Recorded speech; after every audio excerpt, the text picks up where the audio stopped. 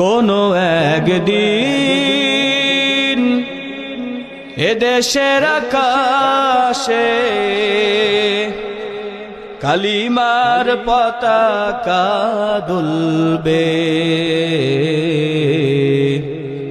সেদিন সবাই খোদাই বিধান পে দুঃখ বেদনা ভুলবে। ঠিক কিনা? খোদাই বিধান যেদিন বাস্তবায়ন হবে আর কোনো দুঃখ বেদনা থাকবে সেদিন আর রবে না হাহাকার। অন্যায় জুলুম অবিচার